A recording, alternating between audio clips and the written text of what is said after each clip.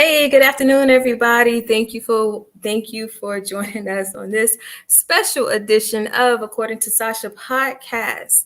Yes, normally I am with you on every Thursday night at 8 p.m. Eastern Standard Time, but today is a very special episode. And we are going to bring an extraordinary young lady up on in about a few minutes. And yeah, fascinating. But anyway, but you know what we do, right? So you always like, follow, and share. Like, follow, and share all of our platforms. We stream live to you on Thursday nights at 8 p.m. Eastern Standard Time, and occasionally on the weekends with special editions like this. And we're coming live via StreamYard. We're on Facebook, Twitter, YouTube, and then we also have an audio version on Spotify, iHeartRadio, and Amazon Music, as well as Audible. So I definitely want you guys to like, follow, and share any platform that you're listening on. Switch it up. Listen to our audio version, or people who watch or listening on the audio version, come watch on the video version. Like, we want you to do this because whatever you do for us, it helps us to continue to push out all the guests that we have on our show. You've seen it so far. We have some phenomenal people up here. So I'm not going to keep us too long with a whole lot of, not announcements. I always want to say that, you guys, I got to get out of that, right? That's the event side of me. But we have one sponsor that we're going to talk about, and as well as going ahead and get straight into this interview with professional Afro-Latina surfer Nique Miller. You guys, like Nique Miller, she is phenomenal. I recently came across her TikTok. My daughter actually sent it to me, and let me tell you, this girl, she should be a wave walker. Like, this girl is like, she is dope. She is all of that. And you guys will find out in a little while. A lot of fun facts about me. I love surfing, always wanted to learn how to do it. So this is why this edition is a little bit more special for me. Yeah. So anyway, so you'll find out some things, but we're going to go ahead and have this conversation. We're going to get Nique up here. We're going to find out about her and the wonderful things that she's doing in her world and her life, because you know that this platform is all about having these conversations with professionals and learning about what they have going on in their lives, their business, and more. So this is what we're going to do with Nique, and I am going to have our sponsor, and then we're going to have Nique coming up, okay? See you soon. Hey family, this is Chanel from Power Couples in Business, and I'm so excited to have you guys here. We are going to teach you how to use Groupon to grow your business. We have used it, we've helped others use it, and now we're super excited to help you use it so that you can start seeing some leads come into your business, so you can start attracting clients that already want what you have. These leads are already buying your products on the Groupon platform. Now we're going to show you how to turn those Groupon clients into your clients. So go ahead and let's get started with growing your business with Groupon today. Or check out our website, www.powercouplesinbiz.com. That's powercouplesinbiz.com. Constantly subject to change, far beyond these walls.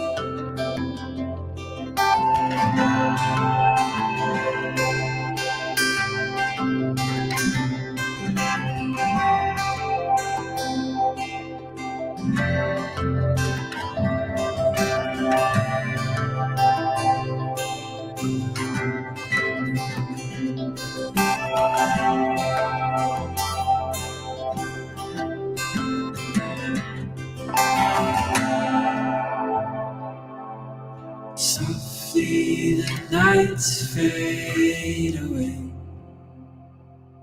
blend into times of midday.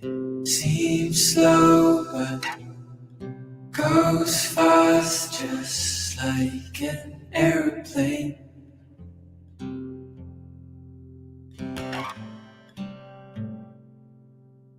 When She blows on the waves, constantly Entrepreneurship, small business, is something that everybody would love to do, making their own money. And this is what we will be talking about on According to Sacha.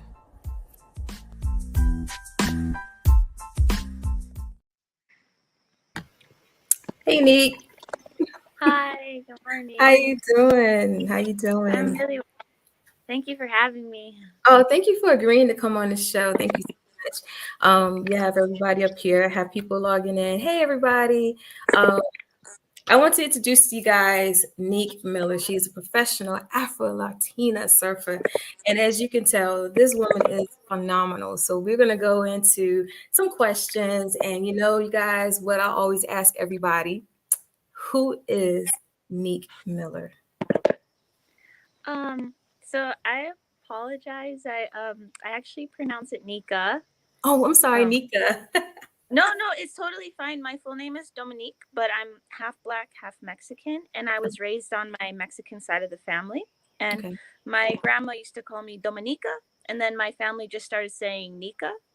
And then my mom would just spell it. She would just take the last part of Dominique, the Nique, and just use it for Nika. I mean, technically it spells Nique.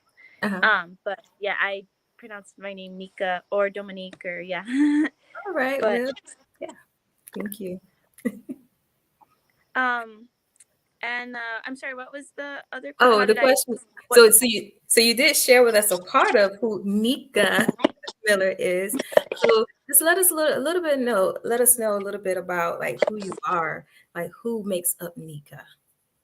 So I'm a what makes me up is surfing. That's like a majority of my life. It's my passion and my career and my dream to become a world champion.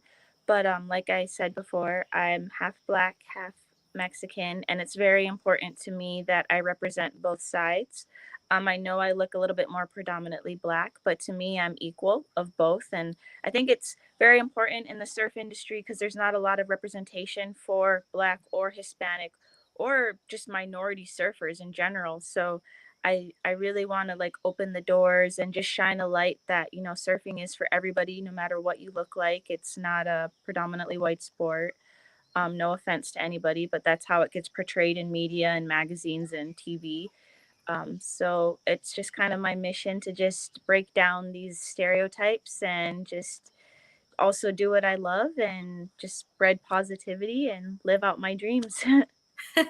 I love that. I love that. And you touched so many points. So I love your goals and what you're doing is so amazing because it is not a good representation out there. There are so many people out here. I think, especially on the West Coast, you might find a little bit more groups. I know I came across some recently. So just to let you guys know, like I'm an inner surfer girl.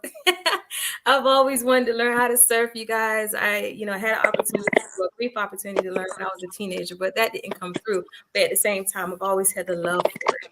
But there are communities of African American or Black and Brown that are out here surfing, especially on the West Coast, and they have some beach festivals surrounded by some of the groups, and out there in California. And I think there's another group of women that started a school to teach young girls how to surf out there in California. So it's definitely a group out there, and what you're doing is bringing it out to the light even more. So I love the diversity and inclusion, and even with yourself, you are the best of both worlds. So I love that about you. And so with that passion and that love that you have for surfing, like where did it all develop? Like did you just happen to just love the water and just say, okay, let me get a board and let it go, or what? Yeah, so my mom, who's Mexican, she never knew how to swim. So she always felt really left out and really sad growing up and not being able to do those activities. And even now, she doesn't. And she just always would tell me, like, man, I wish I could just go out there and experience it. So when she had me and my brother, she made sure to put us in little kid swim classes before I could even walk. So Hmm. I feel like I've always felt so comfortable in the water and I've always really loved it, and it's just such a healing and just it's just so different. You're one with nature. Well, at least in the ocean, maybe not in a pool, but um And I'm also a Pisces, so I already believe just being like a water, just born into such a water Yeah. sign, like I feel like I gravitate towards the ocean. But Mhm. I began surfing because of my friends. Growing up, I was very much into running and lacrosse. I was very good at both of those sports. I got scholarship offers to play in college, and I chose running because surfing that you can't surf in college. There's no scholarships or there's just no surfing. Yeah. Um, it's more of a you do it on your own type of thing. Like you travel the world and compete on tour, but there's no like for college or well, there are some high school teams, mainly on the like West Coast in Hawaii. But anyways, my friends took me out one day, and they were inexperienced. They were beginner surfers, and I just tagged along. And then I we were out there for about an hour. I They didn't really give me much help or advice. They just kind of told me like if you see a wave, paddle. And in that moment I didn't really get it. Like so I would just be paddling around trying to stand up and fall. And then about the time we were finishing up, a wave came in, I caught it, and then I felt like that feeling of like, oh, like my board was speeding down it almost like a roller coaster, like you get to the Mhm. top and then you go down.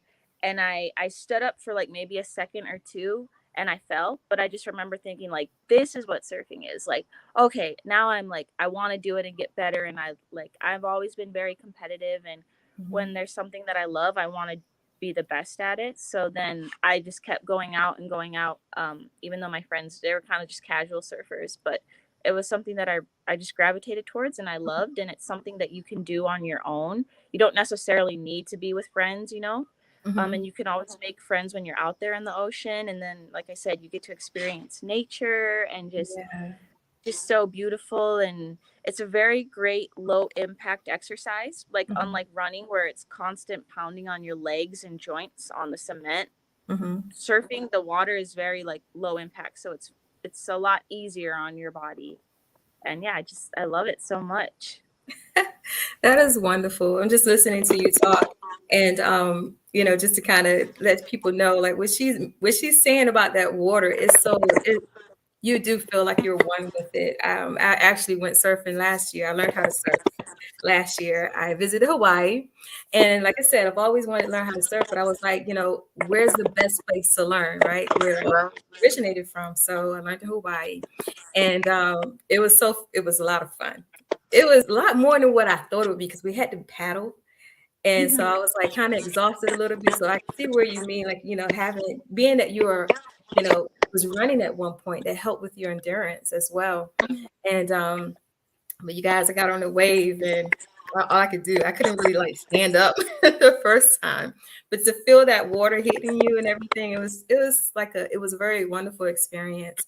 But getting back to you, I don't want to take over too much.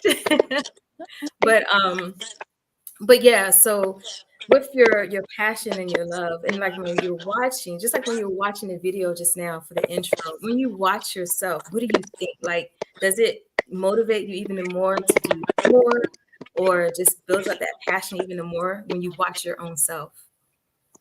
When I watch myself, I'm very critical. I'm always like, oh, I should have done this differently. I should have done that.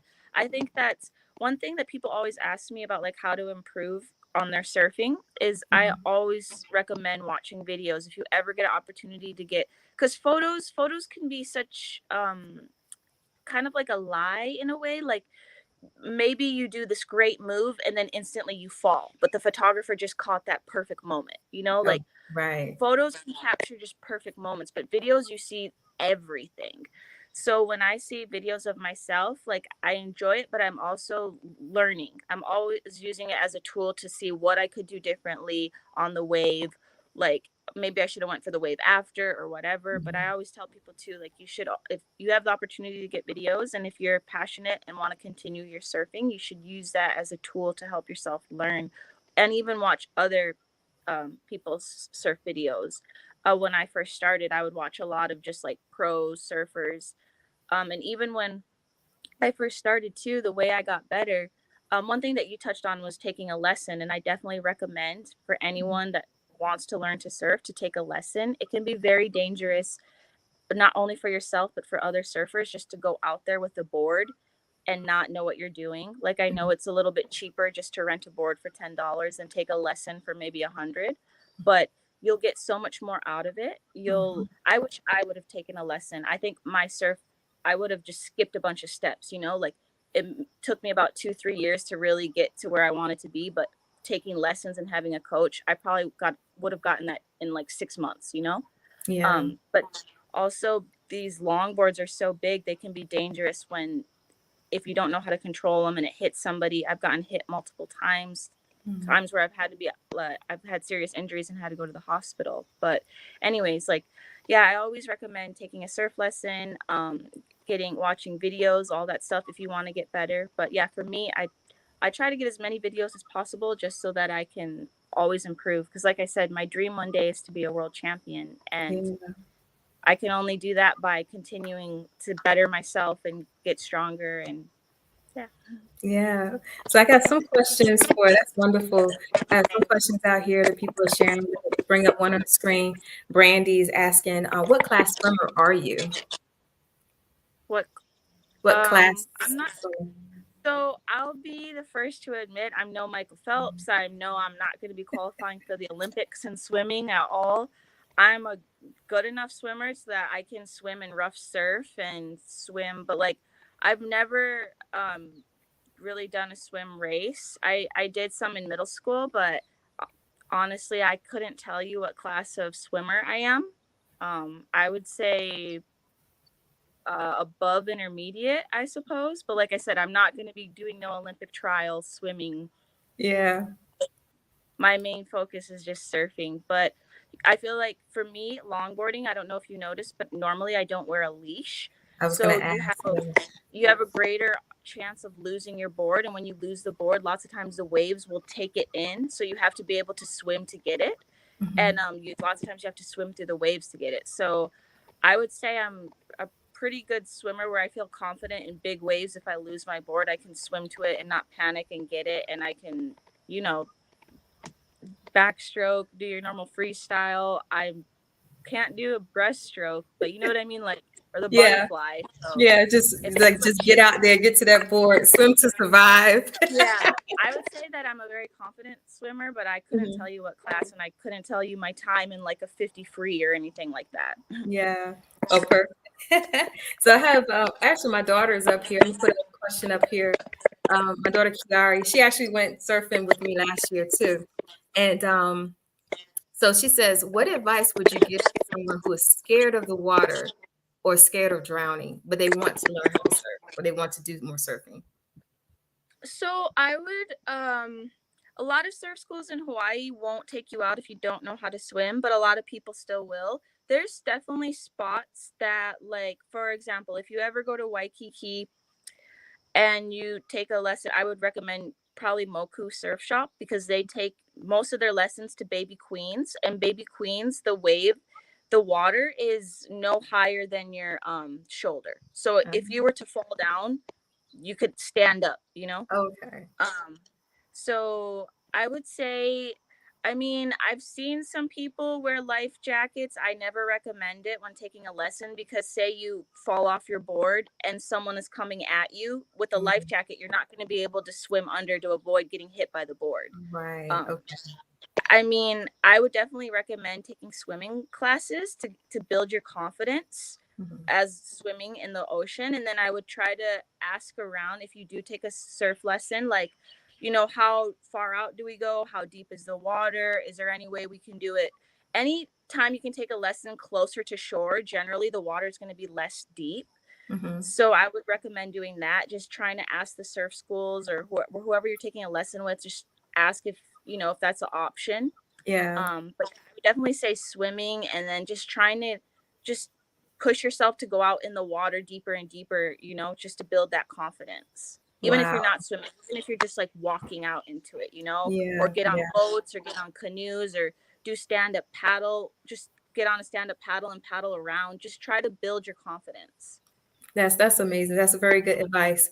Um, I know, like for myself, I've always been a water baby. So swimming and learning, I actually taught myself how to swim. I started out like, 5, 6, 7 years old in the water. So everybody knows me know that I'm always in the water, always at the beach. And so when we went surfing last year, they didn't take us to Baby Queens. We were on the side, I guess the area where the area of the beach that's right there where Dave Surf Shop is at. You guys probably went to Pops. Pops is it's a like half of a mile out. Like it's Mhm. far out. It's deep water. Yeah, we were in deep water, so we didn't have beginner surfing training. E- They put us out in Well, the deep. that wave in particular, Pops, is considered like an intermediate wave. Like it's still very good for beginners, but Yeah. like you say, like your daughter, like if she's not confident in the water, and if she were to, most beginners usually fall off their board. If she were to get scared, like that's probably not the best situation. So yeah, like if you are going to, definitely ask beforehand, like how far out are we going? How deep is it? I don't feel very confident, but I still really want to learn how to surf, because there are other spots near like where you guys went, Pops, where they still could have taken you way more inside. Mhm. um but yeah, Yeah. I would definitely anyone that's on here, ask first before you just sign up and go. Yeah, definitely you guys asked first. We didn't ask those questions. And next thing you know, they took us out there. It was funny because we were going through the instructions and my daughter asked a question. She said, "What happens if you fall off the board?" And they were like, "You have to get back on it." We had Yeah. the leash and everything. But let me tell you, she started, that was her first time surfing as well. She never fell off the board. She did everything, right. Like she looked like she wasn't even a beginner, like like brought out the natural in her. So I guess she was like, look, I ain't falling. I'm going to do this the right way. But it was a lot of fun. It was a lot of fun. And so one of the other questions is like, what is your reason for not using the leash? Does it make you feel more free in the water with the board? So that's a great question, and it's actually been a lot of debate lately, because it's becoming more of a trendy thing not to wear a leash, and a lot of people see us more pro surfers and us. There's a lot of this like Waikiki crew that don't wear leashes, and a lot of people just. So I don't wear a leash because on a longboard, when you see me walking up and down it and going to the nose, Hmm. if I have a leash, lots of times it gets tangled in my feet while I'm trying to walk and cross step. Cross stepping Hmm. is when you like literally cross your legs um over each other. That's the more Hmm. graceful way of walking up to the nose of the board. The nose Okay. is the top part of the board.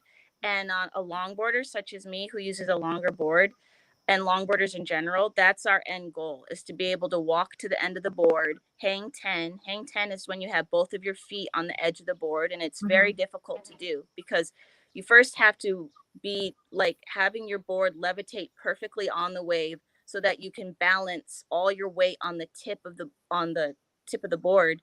Hmm. It's a very critical and hard move, and in contests you get scored a lot of points for that. A cheater 5 is when you only have one of your feet on the nose of the board. That's a Okay. little more common to see. Hmm. But so I don't wear a leash for those reasons, because it gets tangled up in my feet. Like I said, if I lose my board, I have to swim for it, which Hmm. sucks. So I try my hardest not to lose it. Yeah. Also, it can be dangerous. Sometimes if you lose it, it could hit somebody. It's happened to me a couple times. I feel super bad. I always apologize, but it's becoming really trendy for a lot of these younger kids and a lot of these more a little bit above beginner people to not wear a leash because they think it's cool. They want to look like us, and it's not. If you can't do a proper cheater 5 or hang 10, you need to be wearing a leash. You are not at that level where you think you're at, where you can just. I've seen so many more accidents, so many more people losing their board, not controlling it because they want to look cool. They want to just not wear a leash just for the thing. And it's not like, even for me, if the waves are big, I'll wear a leash, because the chances of me losing my board or a big wave hitting me and me not being able to hold on is a lot greater. Or if I go surf a place where there's a lot of rocks on the inside, like I don't want to lose my board and have it dinged up. I'll wear Right. a leash. I have no problem wearing one. I'm not trying to show off to anyone or prove anything. I know when I need to wear a leash and I know when I don't. Generally, I don't. In a lot of Hmm. contests I surf, that's like a rule. Like this next contest I'm going to, the Mexi Log Fest, you're not allowed to wear a leash, no matter Hmm. how big it is, no matter what. But just for the beginner to intermediate surfer, you need a leash. You unless, like I said, until you're properly cross stepping, cheater 5 hang 10, you're Mhm. not at that level. Yeah. Um, but yeah, but I don't wear a leash because it gets caught up. I will when it's really, really, really big surf, or like I said, when it's very rocky. I Mhm. live in between Waikiki and Big Island, and a lot of the surf spots here on Big Island, it's very rocky, and it can be when the board gets, if you lose it and it gets pushed into the rocks, and you have to try and get it and walk on these slippery rocks, and the waves are hitting you, it can be dangerous. So Yeah. I'll wear a leash then. Okay, that's wonderful. And I think, let me see who else. Uh, Here's a good question. Okay, so what would you consider the greatest achievement as a surfer? My greatest achievement, or the end goal for any surfer? Any surfer, or, yeah, for any surfers, what is the biggest achievement for a surfer, or I would say for you? I would say most surfers, it varies what their end goal is, but I would say a majority of us, especially the pro surfers, our end goal is to be a world champion. That is like the greatest. Unfortunately, longboard surfing is not in the Olympics. They only added shortboard surfing last year. What you might have Mhm. seen, shortboarding is when you have a much smaller board. It's between 5 to 6 feet, and that type of surfing is more attacking the wave. You stay on one place on your board and you really like hit the wave and try to make spray off of it, and you're really Mhm. like just like Just the zigzagging all moves. like. Yeah. Yeah, longboarding is more graceful, more elegant, more walking up and down. I prefer to watch longboarding. I think it's prettier. But Yeah. so yeah, we're not in the Olympics, maybe the next one. So our biggest goal, our biggest competition is the World Longboard Championship. Um so I Yeah. would say for most surfers, that's the end goal. For me, that's mine. One of my biggest achievements, I would say in general, would be getting sponsored by Billabong Women's. Mhm. I was the first Black Mexican girl to do it. Like I said, a lot of surf culture and surf brands, they don't, especially before Black Lives Matter, they were Mhm. not featuring people like me. They were not sponsoring people like me. Sponsoring just means that they pay me a salary, like Yeah. they pay, um I get incentives if I do well in contests, like that sort of stuff, like a contract, like a Mhm. football player. Right. um and if you want to compete on the world tour, it's very expensive because you're traveling all over the world. The contest holding period is usually 10 days, so you have to get a hotel for 10 days, you have to rent a car, you have to get food. Usually my contest costs anywhere from $2,000 to $4,000. Mhm. So, and if you're just before like me, just working 9 to 5, it's very hard to afford to go 4 to 5 times out of the year, paying 5 grand, and being a pro surfer, I'll tell anyone, you're not going to be Donald Trump, or you're not going to be like Kylie Jenner. You're not making big bucks. Okay. Most of these pro contests, if you win them, maybe you'll get $8,000 if you win it. Second place is usually 6,000. Third place is usually four. Fourth Mhm. place is usually 1 to 2,000, and they usually only give money out to the first four people. So Oh, if you're wow. not getting in the top four, you just spent $5,000 to go to Spain or wherever to surf a Mhm. whatever wave. Yeah. And even if you get fourth, third, or second, you're usually just breaking even. And even as a pro surfer, you don't have dental, you don't have medical insurance, all of that you're paying out of pocket. So if you Mhm. don't have these sponsors helping you, um, and then it's very difficult to travel the world competing on the world tour. So Yeah. for me, it was a very big accomplishment because, like I said, these big brands like Billabong, Roxy, Rip Curl, they weren't sponsoring people like me. Mhm. Um, and just in general, surf culture, it, you just don't see a lot of Yeah. people that look like me. So yeah, Yeah. that was a big achievement for me. Yeah, and I'm quite sure it's going to be even more of a greater achievement because once people start to see like this, you're breaking that stigma. You and so many others, but because you're being more represented and seen and everything. Even when you're growing, you're breaking that stigma to where you're just making those waves for anybody else to come up behind you. That are black and brown. So it's like you have that greatest achievement in that, but then just that history making moment as well. You could always go back and say, oh, Nique Miller, she was the one who just really changed the face of surfing. And, in that whole culture, like that's what I'm waiting for. And it's just like, that's why it fascinates me so much, because like, even on like being on the East Coast, like the only thing that we have here is a surfing championship. But our waves, like I'm in the Virginia Beach area, so our waves is pretty much nothing. I could go out there and just say, "Look, I'm a pro," because I went learned already. The waves are that Yeah. small, but being somewhere, where there is the surf is ready and is primed for to really excel in surfing. I wish that we had that over here, but now that is more becoming more inclusive because of the barriers that you are making and so many others, because there are so many others out there. It's just like the word is just not getting around. And that's one thing where I saw you and I was just like, you know what, here's my opportunity to make a platform available to spread this word about, there are Black and brown women and men out here that is doing their thing. And you look so graceful on that longboard. It's like, to me, it's almost like you're skateboarding. You know how you kind of move on a skateboard, you be so smooth with it, or you're skating and being so smooth with it. It's like watching you is like that. So let me ask this question. Have you, because I know most of the videos I've seen of you, you're actually riding the waves. You're on the wave. Have you done a lot of the barrels, like going through the wave No, barrels? so longboarders, that's a short border Okay. type thing. Mhm. Longboarders don't, I mean, there's definitely longboarders that get barreled, especially the guys, but for girls, that's not really, I mean, it's cool to get barreled, but our main thing is trying to hang 10, like trying to just do the whole wave and just have really nice flow and grace to it.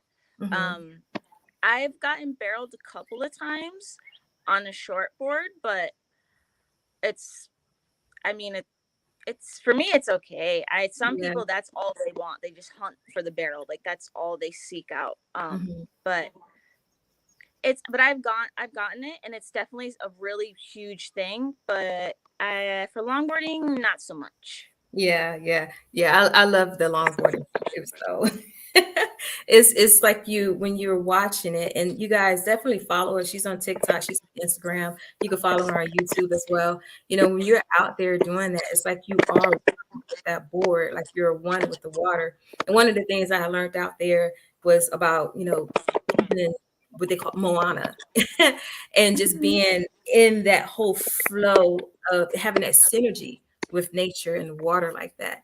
And so, and to me, it's like you really permeate that, and I love watching you do that. So let me put this up here real quick. I have somebody that said, the pillar of doing what you do for the love and passion versus the money, and then seeing the manifestation of it through receiving sponsorship. She just want to congratulate you.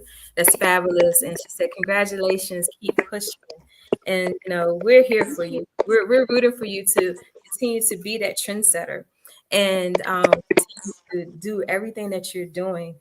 And go ahead and put your Instagram and let me see, put this up here because I know we're getting ready to close out on the show.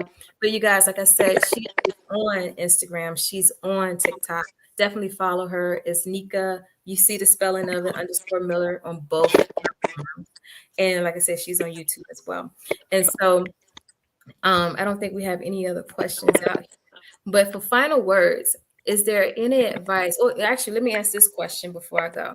So I know that you mentioned about, it's not really that many Black and brown, in that main culture and having to break that trend. Have you found it hard when it comes to, continue to compete in certain areas as a woman, but also as an Afro Latina? Have you come across any type of hardships when it comes to competing or really going for your goal and achievement so far? Well, like I said, before Black Lives Matter, it was very hard to have anyone sponsor me or want to really do brand deals.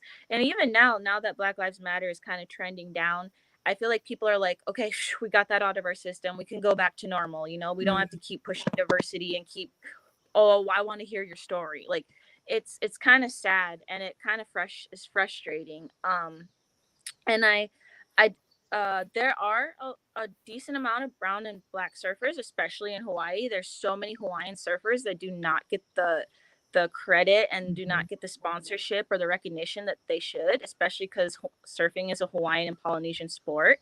And it's Yes. so frustrating to see the people here in the islands and Big Island, Kauai, Maui, like not get what they should. Um, and it's just, it all comes down to mainstream media. It all comes down to like us too. You know, I always tell people like, you guys can write comments to me all you want, like, oh, why are you supporting Billabong? Why are you doing this? They don't show enough Black and brown people. Don't say, write it to them. Like, Mhm. saying something to me, I'm only one person. Like, it's up to everybody to start speaking out and writing in comments on these people's Instagrams and on like these surf networks and all this stuff, saying, hey, we want to see more representation. Hey, we want to see more Filipinos. We want to see more Asians. You know, like, they can't always just write to the surfer and be like, why are you doing this? Why are you supporting them? You have a voice too. You guys, everyone needs to speak out. Everyone needs to start saying, hey, I want to see this. Hey, like, I want to be represented. You know, like, only there's only us surfers of this minority can do so much. So and I mean, there's a lot of us that are trying and are doing our best. There's so many organizations that are really trying to like put this message out there. For me, Mhm. it's hard because I'm trying to put the message out there, but I'm trying to be so focused on surfing and my Yeah. career. And also, I don't want to be the Colin Kaepernick of surfing, you know? Like, Yeah. there's a point where I can speak out, but then there's points where if you speak out too much, you're Mhm. blackballed. So it's Yeah. this fine line that I have to balance. Mhm. Um, but yeah, in general, I just want to thank you for having me on here, and I You're just want to thank welcome. everyone for tuning in. And Thank you. I feel like, yeah, for anyone that's out there watching, you shouldn't let anyone tell you you can't do something. There has been so many times where, you know, people told me I weren't going to get sponsored. People told me, you know, I should try a different career, and I didn't listen to them, and I believed in my heart, and I Mhm. know that I always can compare myself to that the tortoise and the hare.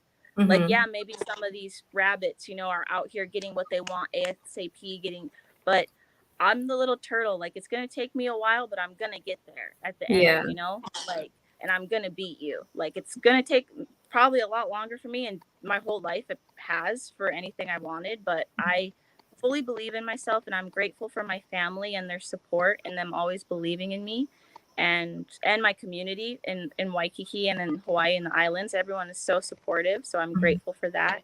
But yeah, I just, anyone out there listening, like, don't ever listen to other naysayers. Just do what you want to do what you want to, like, what you love, and just believe in yourself, you know?